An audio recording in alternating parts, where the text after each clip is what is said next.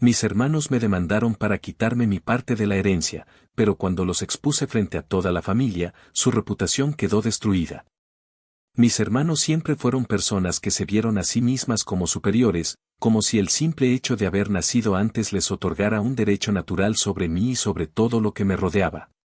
Desde que tengo memoria, fui tratada como la menor en el sentido más despectivo de la palabra, no como alguien a quien se le protege o se le guía, sino como una carga, como alguien prescindible.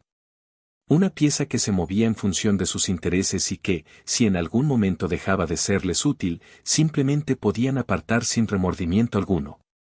Mis padres nunca hicieron grandes diferencias entre nosotros, o al menos no de forma tan evidente como ellos querían hacerme creer. Pero con el tiempo, cuando fui creciendo y entendiendo el funcionamiento de la familia, me di cuenta de que mis hermanos habían construido una narrativa en la que yo no era más que una intrusa en su mundo. Alguien cuya existencia era irrelevante hasta que decidían que podían obtener algo de ella. Con los años, esta dinámica se hizo más marcada, pero siempre pensé que, pese a todo, había un cierto límite que no cruzarían.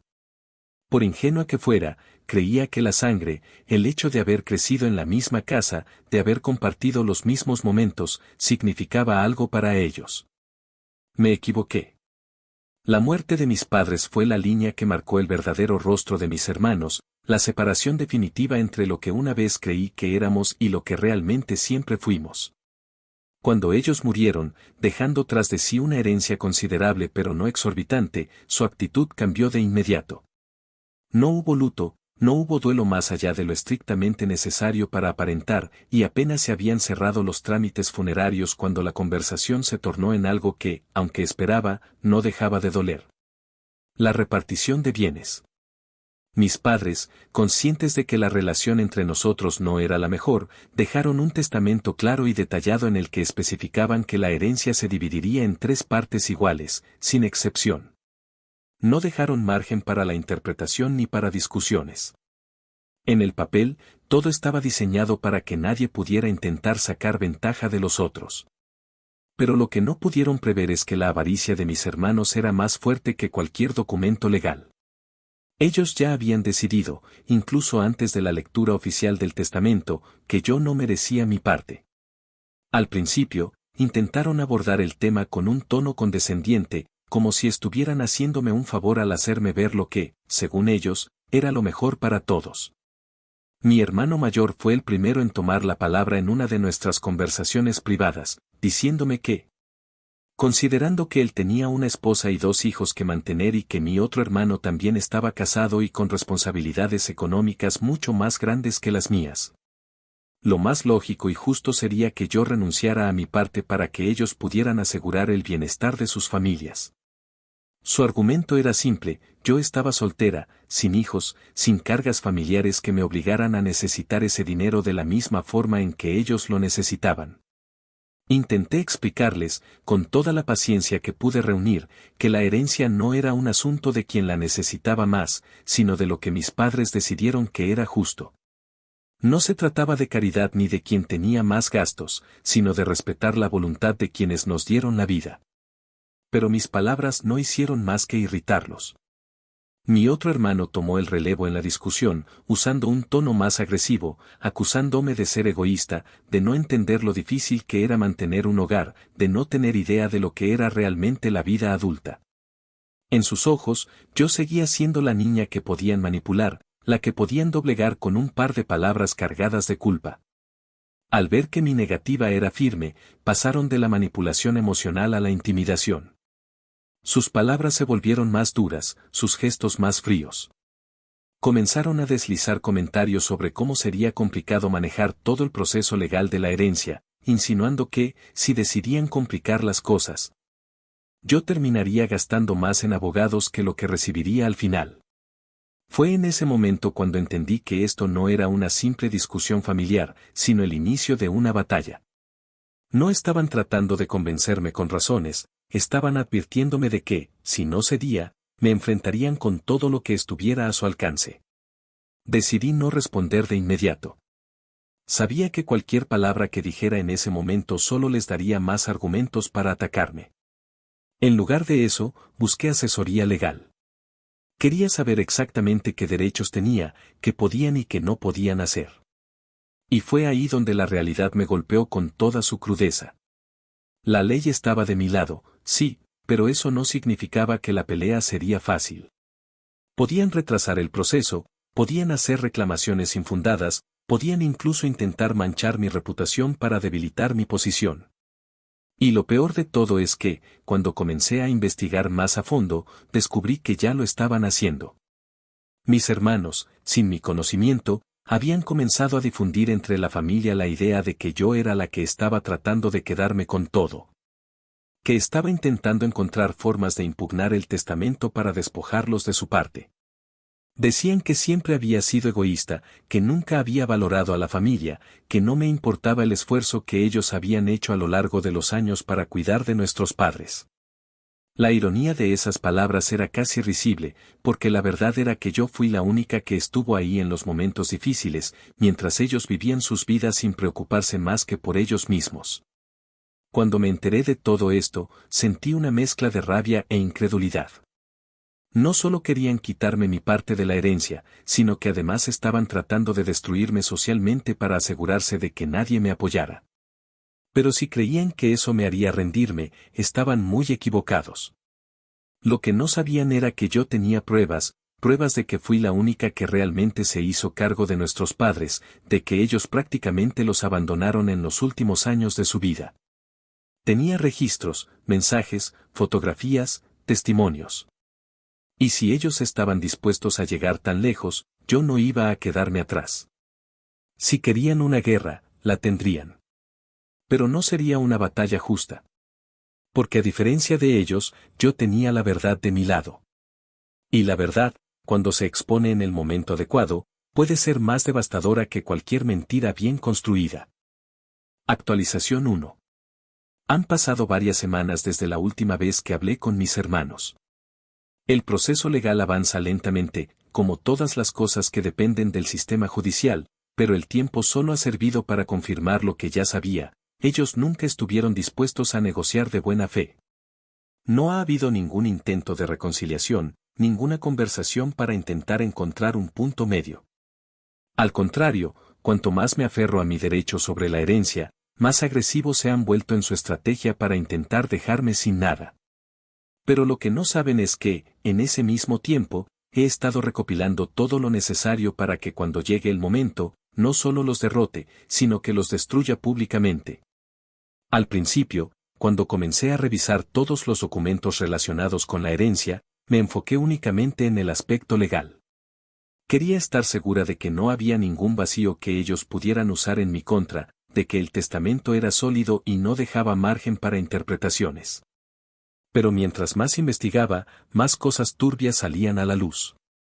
No solo encontré pruebas de su desprecio hacia nuestros padres en los últimos años de su vida, sino que además descubrí algo que jamás imaginé: habían estado planeando esto desde antes de que nuestros padres murieran.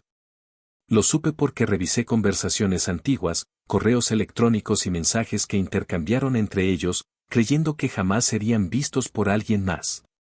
En esas conversaciones, hablaban de cómo podrían convencerme de que renunciara a mi parte, de cómo podían hacerme sentir culpable usando mi falta de hijos y responsabilidades como una desventaja. Pero lo peor de todo fue leer la frialdad con la que se referían a la muerte de nuestros padres, como si solo hubiera sido un trámite más en su camino para obtener lo que querían. En uno de los mensajes, mi hermano mayor le decía al otro que cuando la vieja finalmente se vaya, podremos hacer lo que queramos con la casa, como si nuestra madre fuera un obstáculo. Como si no estuvieran hablando de la persona que nos dio la vida. Fue en ese momento cuando la rabia se mezcló con algo más profundo, algo más personal. Ya no era solo la herencia lo que estaba en juego.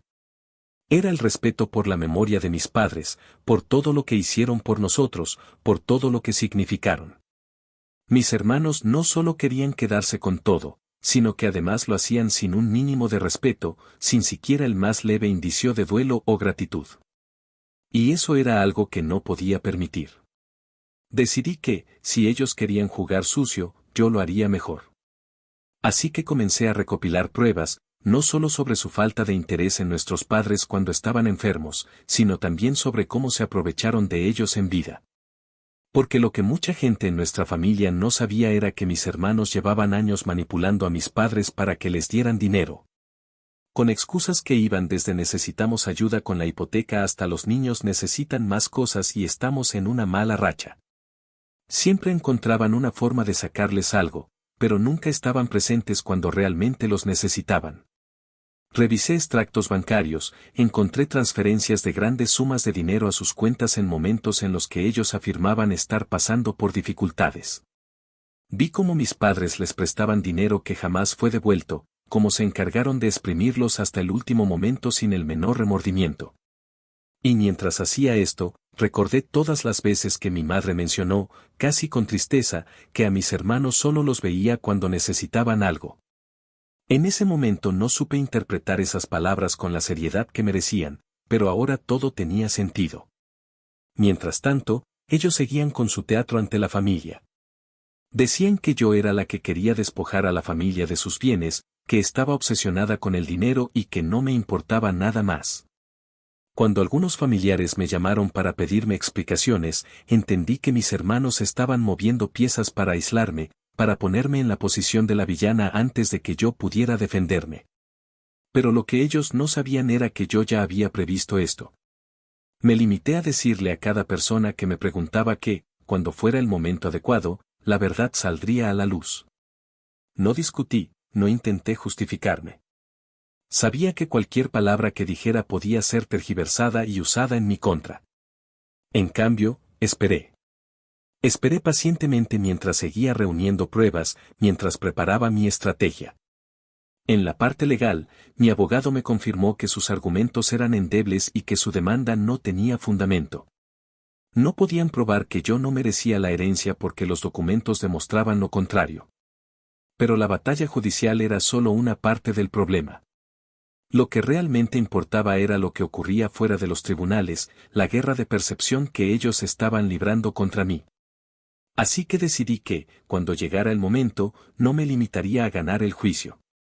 Quería algo más. Quería que todos supieran lo que habían hecho, quería que sus máscaras cayeran frente a la misma familia a la que estaban intentando engañar. Y tenía todo listo para hacerlo.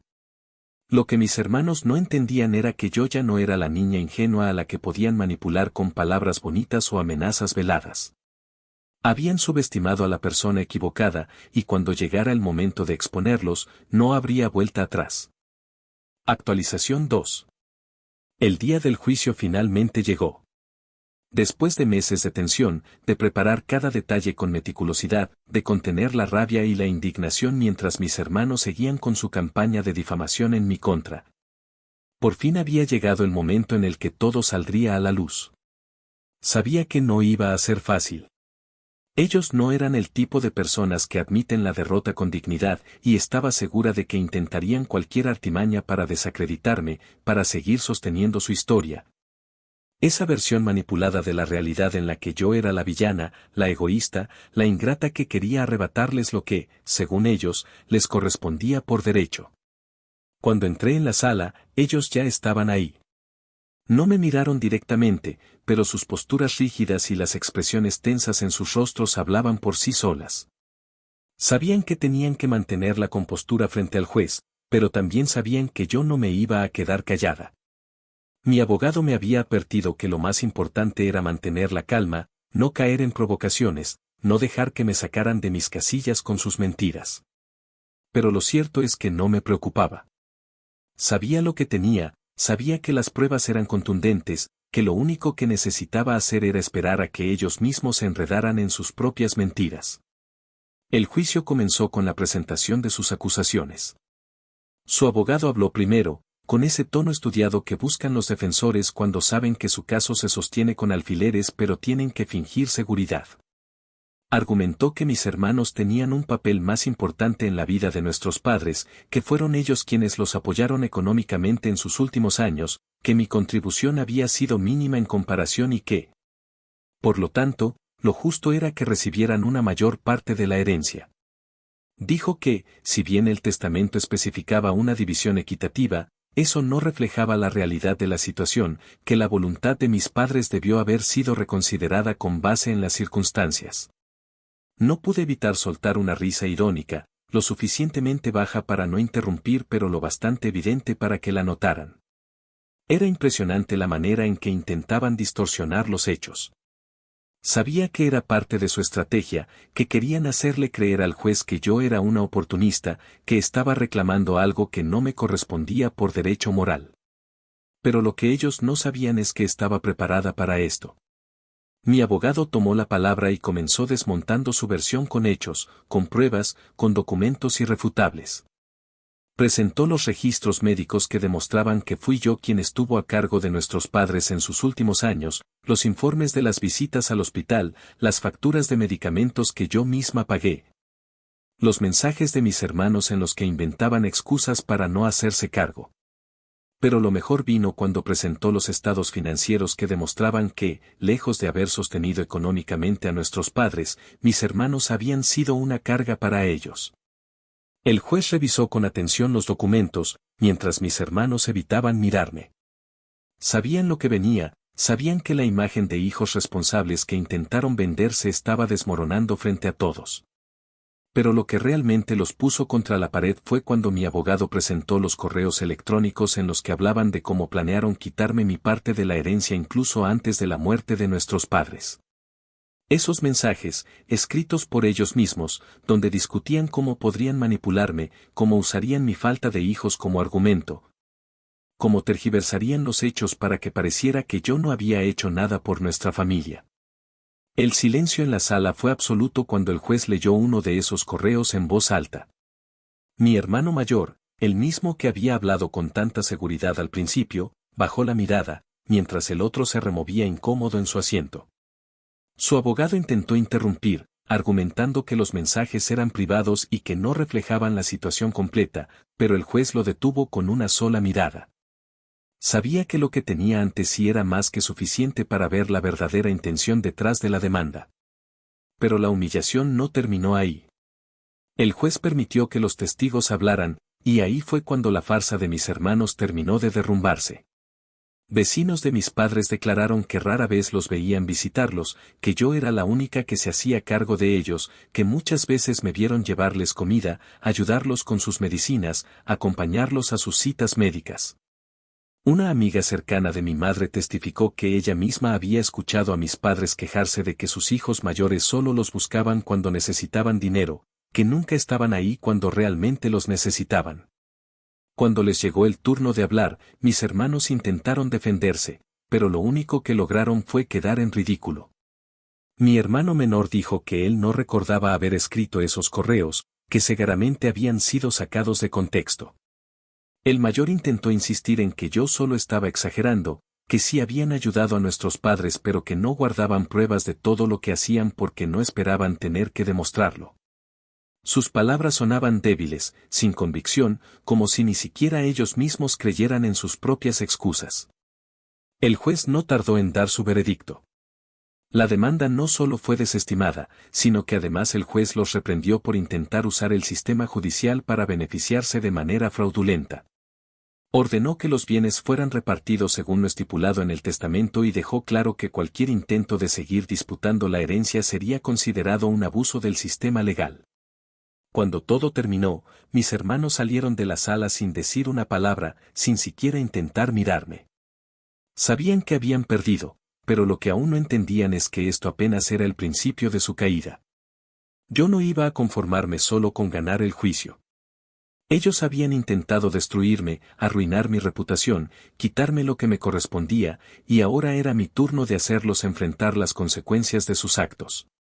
La familia, que hasta ese momento había permanecido en un estado de duda, de incertidumbre, de no saber a quién creer, pronto conocería la verdad. Y cuando lo hicieran, mis hermanos no solo perderían el dinero que tanto codiciaban, sino algo mucho más valioso para ellos, su imagen, su posición, la falsa reputación que habían construido a lo largo de los años. El juicio había terminado, pero la verdadera venganza apenas estaba comenzando. Actualización 3. Han pasado varias semanas desde el juicio y, aunque la batalla legal quedó resuelta a mi favor, aún quedaba un asunto pendiente, algo que no podía dejar sin respuesta.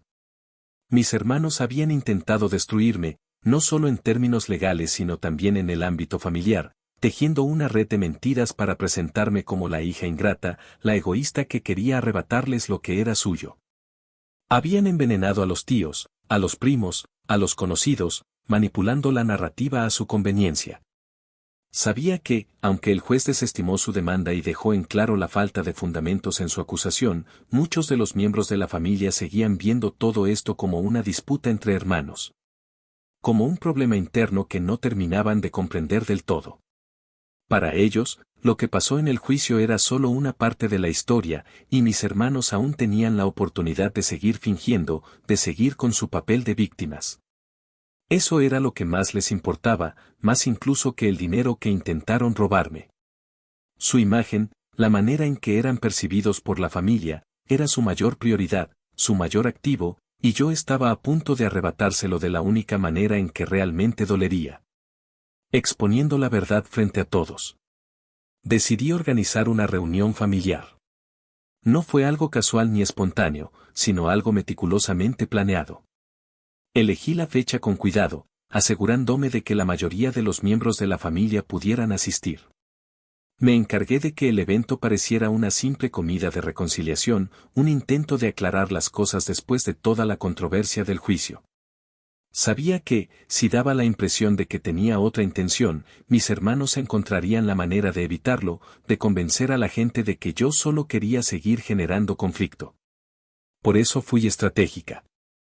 No anuncié mis verdaderas intenciones, solo insinué que quería cerrar este capítulo de una vez por todas, que era importante que todos estuviéramos juntos después de todo lo que había pasado.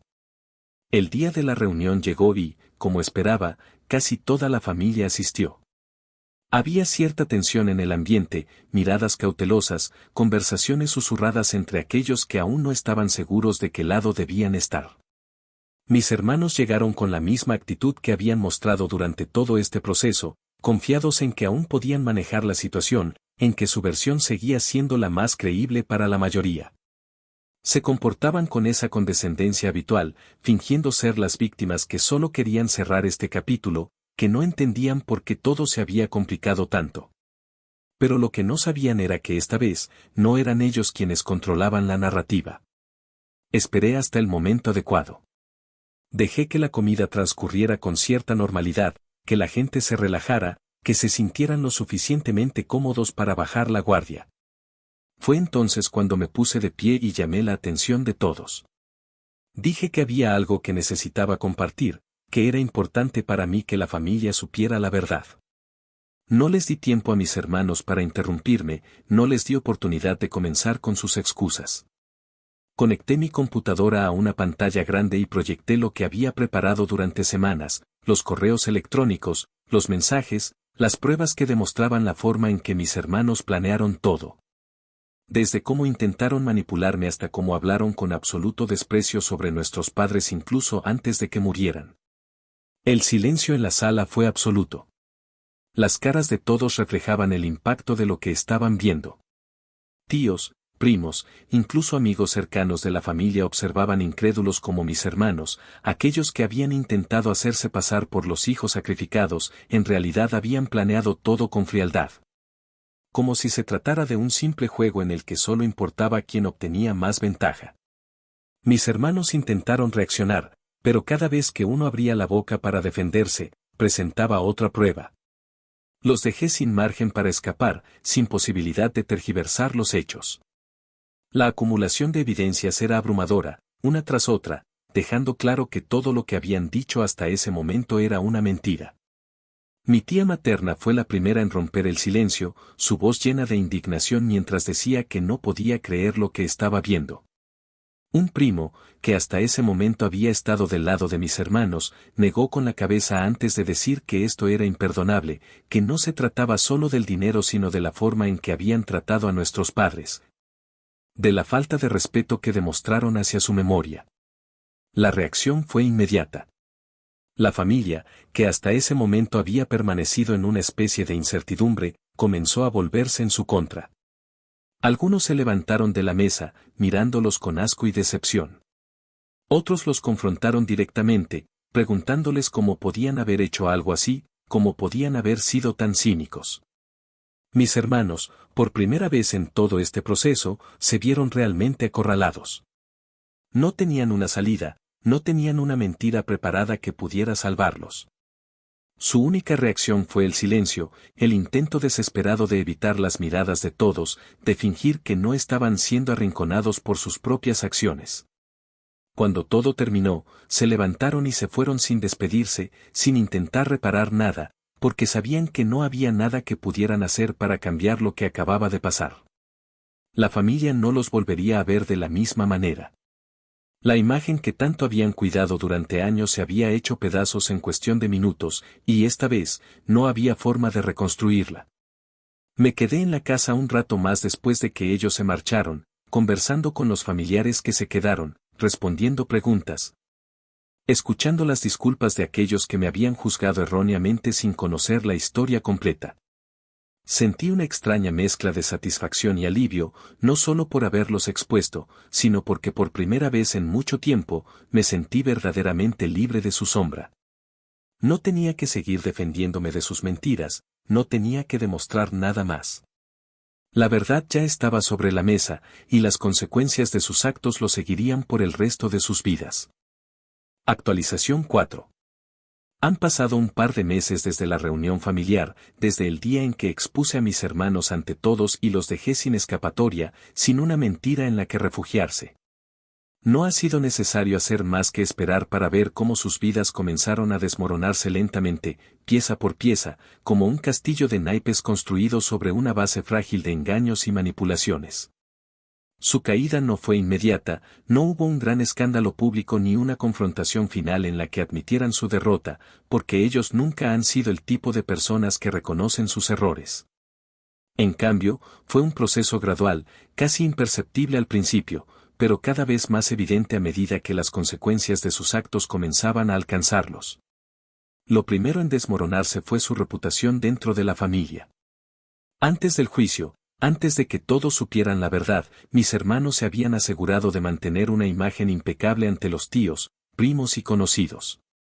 Eran los hermanos responsables, los que tenían familias que mantener, los que supuestamente habían hecho todo por nuestros padres mientras yo, según su versión, me mantenía al margen sin aportar nada.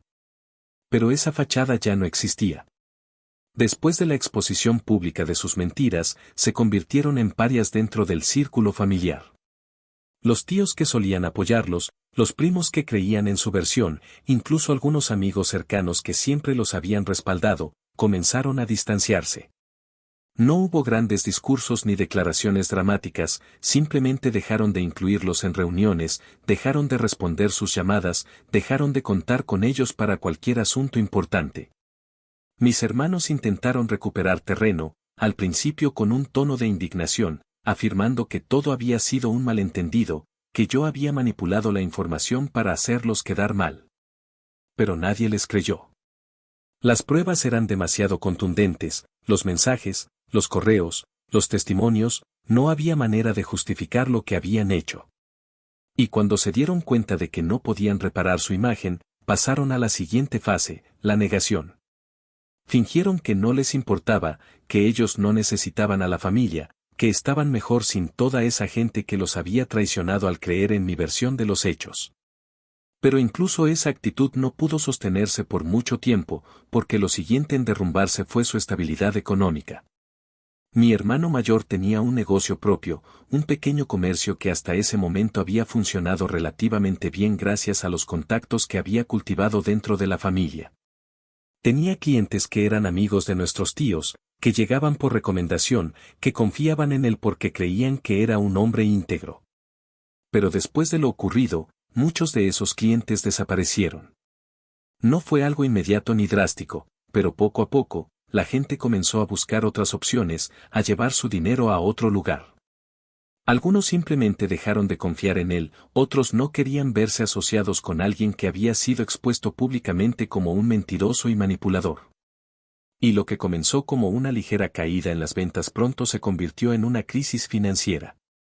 Intentó revertir la situación, haciendo descuentos, buscando nuevos clientes, pero el daño ya estaba hecho. Cuando sus ingresos comenzaron a disminuir drásticamente, su esposa también empezó a cuestionarlo. Ella había creído en su versión de los hechos hasta el final, había estado a su lado durante todo el juicio, convencida de que él tenía razón, de que yo era la enemiga. Pero cuando la familia dejó de invitarlos a eventos, cuando las miradas de desaprobación comenzaron a aparecer en cada reunión social, cuando su negocio empezó a tambalearse, la duda se instaló en su mente. No pasó mucho tiempo antes de que empezara a hacer preguntas incómodas, a exigirle explicaciones, a revisar sus cuentas y notar que las cosas no eran como él las había hecho parecer. No sé con exactitud qué ocurrió entre ellos, pero escuché por parte de una prima que el matrimonio comenzó a desmoronarse poco después de la reunión familiar. Y que ahora están en una crisis de la que él difícilmente podrá salir intacto. Mi otro hermano, el que dependía de un puesto dentro del negocio familiar, corrió con una suerte aún peor. Después de que los tíos descubrieron lo que hizo, tomaron la decisión de apartarlo del cargo que tenía en la empresa. No lo hicieron de manera inmediata, porque querían evitar un escándalo dentro de la compañía, pero poco a poco comenzaron a retirarle responsabilidades, a asignarle tareas menores, hasta que finalmente le dieron a entender que era mejor que buscara otro empleo. Y ahí fue cuando se dio cuenta de la verdadera magnitud de lo que había hecho. Intentó conseguir trabajo en otros lugares, pero la reputación lo es todo en ciertos círculos, y su nombre ya estaba manchado. Se convirtió en alguien poco confiable, en una persona a la que nadie quería contratar porque sabían que había intentado estafar a su propia hermana, que había tratado de manipular la memoria de sus propios padres para beneficio personal. Lo último que supe de él es que había recurrido a trabajos temporales, algo que jamás habría imaginado hacer antes, porque siempre se había visto a sí mismo como alguien por encima de ese tipo de cosas. No siento lástima por ellos. No puedo. No después de todo lo que intentaron hacerme, no después de la forma en que intentaron pisotearme y robarme lo que me correspondía por derecho. Durante años creyeron que podían manipular a todos, que podían usar su carisma y sus mentiras para obtener siempre lo que querían. Pero esta vez no funcionó. Esta vez, la verdad los alcanzó, y no había forma de escapar de ella. Yo, por mi parte, he comenzado a reconstruir mi vida. Con mi parte de la herencia asegurada, decidí hacer algunos cambios importantes. Me mudé a un lugar mejor, lejos de toda la toxicidad con la que crecí, lejos de las sombras de mis hermanos y sus maquinaciones. No fue solo un cambio físico, sino emocional, una forma de liberarme por completo de su influencia. He comenzado nuevos proyectos, he conectado con personas que realmente valen la pena, y por primera vez en mucho tiempo, siento que tengo el control total sobre mi destino. El proceso fue difícil, desgastante, lleno de momentos en los que dudé, en los que me pregunté si valía la pena todo este esfuerzo, toda esta lucha. Pero ahora, viendo cómo todo ha caído en su lugar, viendo cómo mis hermanos están pagando por lo que hicieron, sé que tomé la decisión correcta. No se trata solo del dinero o de la herencia. Se trata de justicia, de hacerles entender que no pueden actuar con impunidad, que sus acciones tienen consecuencias. No sé qué pasará con ellos a partir de ahora. No sé si intentarán reconstruir sus vidas, si seguirán culpándome por su desgracia o si alguna vez admitirán, aunque sea en privado, que todo esto fue su culpa. Pero eso ya no es mi problema. Su caída es algo que ellos mismos provocaron, y ahora tienen que vivir con ello. Yo, por mi parte, finalmente puedo seguir adelante, con la tranquilidad de saber que la verdad triunfó y que la venganza, al final, llegó de la manera más devastadora posible. Actualización final. Ha pasado un año desde que todo ocurrió. Un año desde que mis hermanos intentaron arrebatarme lo que era mío, desde que llevaron su avaricia a los tribunales, desde que intentaron destruirme frente a la familia y acabaron siendo ellos los que terminaron hundidos. Un año desde que expuse su traición ante todos y vi cómo su mundo cuidadosamente construido se desmoronaba sin que pudieran hacer nada para evitarlo. No pensé que volvería a saber de ellos, no después de la humillación que sufrieron, de la forma en que quedaron aislados, de cómo la familia los apartó lentamente hasta dejarlos completamente solos. Pero hace unas semanas, cuando menos lo esperaba, me contactaron. El primero en intentarlo fue mi hermano mayor. Recibí un mensaje suyo una tarde, sin previo aviso, como si de pronto hubiera olvidado todo lo que pasó. En su texto, su tono era casi conciliador, como si esperara que después de todo este tiempo yo hubiera olvidado lo que hicieron. Decía que quería hablar, que necesitábamos arreglar las cosas porque, al final del día, seguíamos siendo familia. No había disculpas, no había un reconocimiento real de sus errores, solo una vaga insinuación de que todo había sido un malentendido, de que quizás ambos habíamos dicho o hecho cosas de las que ahora nos arrepentíamos. No respondí. No porque no tuviera nada que decir, sino porque sabía exactamente por qué me estaba buscando. No era arrepentimiento, no era un deseo genuino de reparar lo que hicieron. Era necesidad. Había escuchado rumores sobre cómo su negocio seguía en caída libre, sobre cómo la familia había dejado de apoyarlo y cómo su situación económica se había vuelto insostenible. No necesitaba confirmarlo, porque su mensaje ya lo decía todo. Me buscaba porque estaba en problemas, porque ya no le quedaban más opciones. Días después, fue mi otro hermano quien intentó contactarme. Su estrategia fue diferente. En lugar de fingir que todo podía arreglarse con una conversación, adoptó un tono más dramático, más desesperado. Su mensaje estaba lleno de palabras pesadas, de frases calculadas para despertar lástima.